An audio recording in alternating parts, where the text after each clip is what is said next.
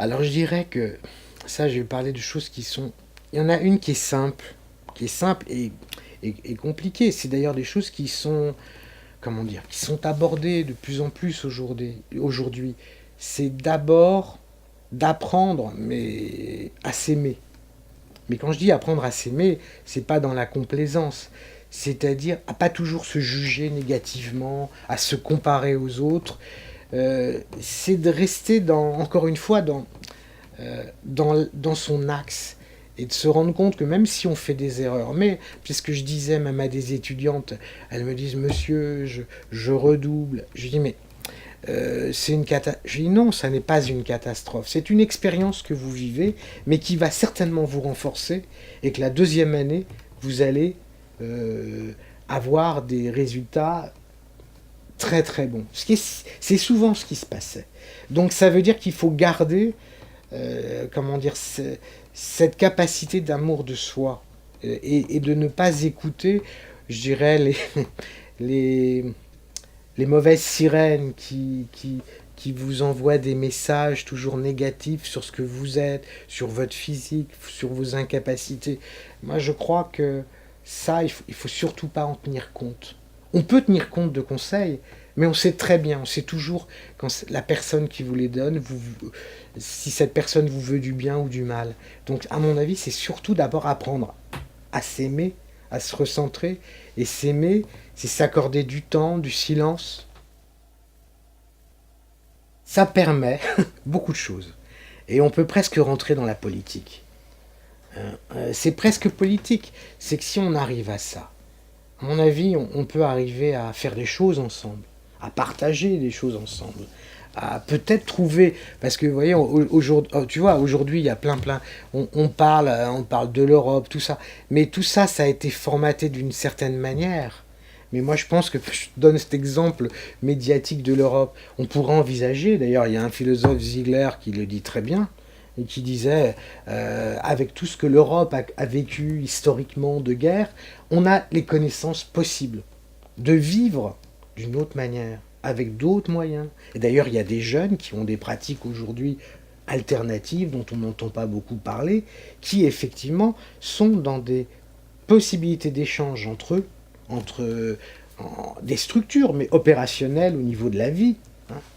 Alors je ne vais pas dire que ça ne peut pas être un système généralisé. Disons qu'il y a des tentatives. Et que dans ces tentatives, être déjà capable de se rapprocher de soi-même, ça va être la possibilité que politiquement, on puisse, c'est ça qui me paraît important, s'écouter.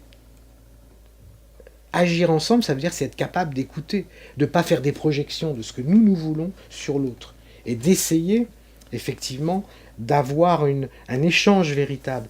Généralement, on n'a pas d'échange, on est comme des enfants. On veut avoir raison, on se tape dessus. Mais pour moi, l'âge d'homme, c'est celui-là.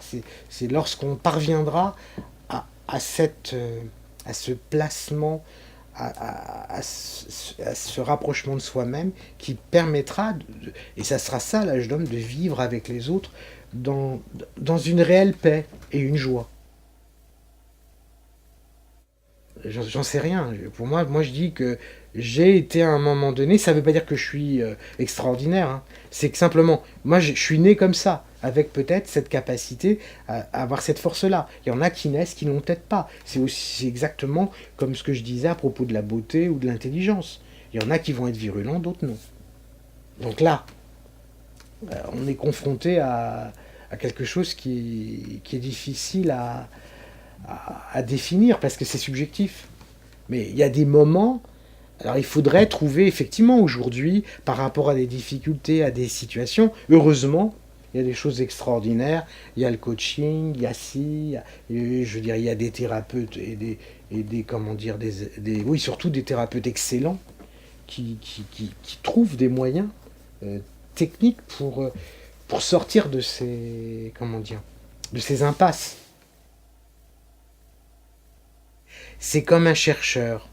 Il faut chercher soi-même. Et, je veux dire, je crois que... Voilà, je vais donner un exemple. Je lisais un livre sur une spécialiste comment on appelle ça, des reptiles à poison vénéneux. Ça veut dire si on était piqué, on n'avait pas de nombreux jours à vivre. Et ce qui est intéressant dans la nature, c'est qu'il y avait ça, ces reptiles hyper dangereux, mais dans la faune, enfin, la faune et la flore, il y avait les antidotes. Et c'est des chamans de la région qui savaient faire les antidotes avec les plantes qui étaient spécifiquement dans la région dite. Ça veut dire qu'autour de nous, on a les antidotes, mais on ne sait pas toujours les voir. C'est en cherchant qu'on peut les trouver. Je crois qu'il faut surtout aussi être très curieux. Voilà. Et ça, c'est ce que m'avait dit un cousin à propos de son fils. Et il m'avait dit, ce que je lui demanderai à mon fils, rien d'autre. Une seule chose, qu'il soit curieux. Parce que la curiosité t'amène à toutes les investigations possibles. Et à te dépasser, inévitablement. Parce que tu vas chercher. Et je pense que j'étais curieux. J'ai toujours été curieux. D'aller plus loin. Et ça, il faut se l'entraîner, la curiosité. Et il y a de quoi l'être, hein, avec tout ce qui nous entoure. Le travail, généralement, ce que je finis par me rendre compte, c'est que souvent, si les gens parlent de travail, c'est que d'une manière générale, le travail, si moi je parle de création, je ne vais pas parler de travail.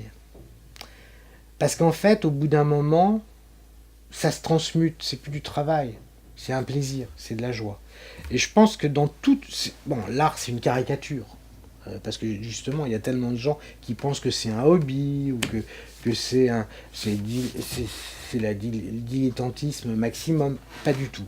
Mais c'est un chemin où effectivement, il y a un moment donné, il y a du travail, et puis il y a un moment donné, c'est un vrai plaisir. Mais je dirais que dans la vie courante, ce que je crois qui est très important, c'est que malheureusement, le travail pour beaucoup, comme ils ne l'ont pas toujours choisi, ça devient effectivement une corvée, ça devient lourd à porter.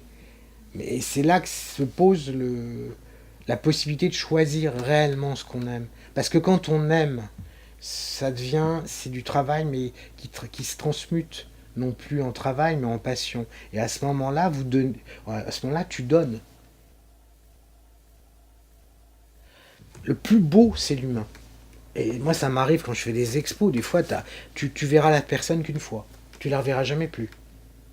Mais c'est pas grave, parce que c'est comme un paysage. 100 km plus loin, tu auras un autre beau paysage.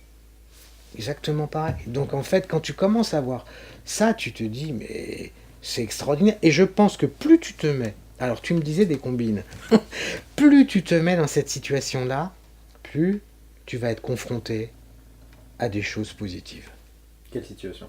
Des situations où tu es dans l'acceptation et tu es dans le bonheur du partage.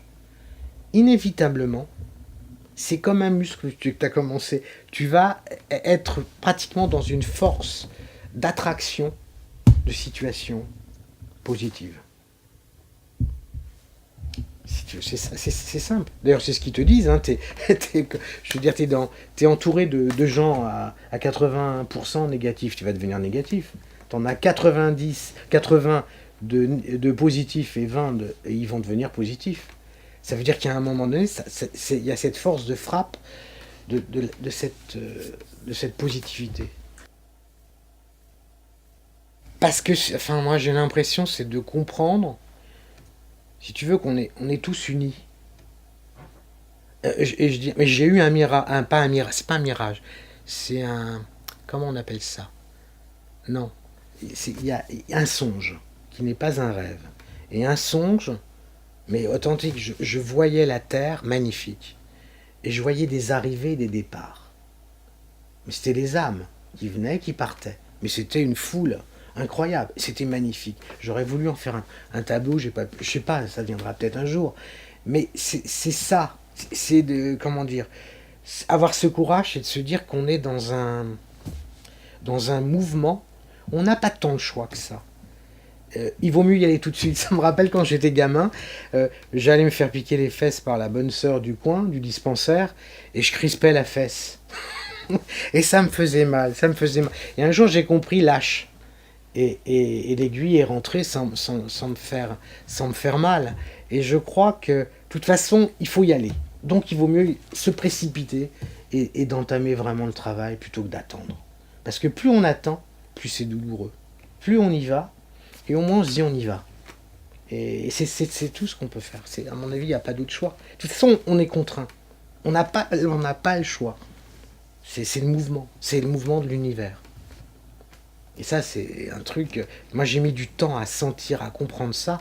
Mais même aujourd'hui, c'est là où on voit les... Enfin, je ne vais pas m'engager là-dedans parce que je suis pas du tout, je connais pas assez. Mais toutes les expériences qui sont faites dans la physique quantique et tout ça, ils découvrent des choses qui rejoignent, et ça rejoint la spiritualité bouddhiste et ainsi de suite. Ça veut dire que tout est vraiment... c'est un tout, quoi, dans lequel on est impliqué. Donc il vaut mieux y aller et pas attendre. Ça va faire trop mal si on attend.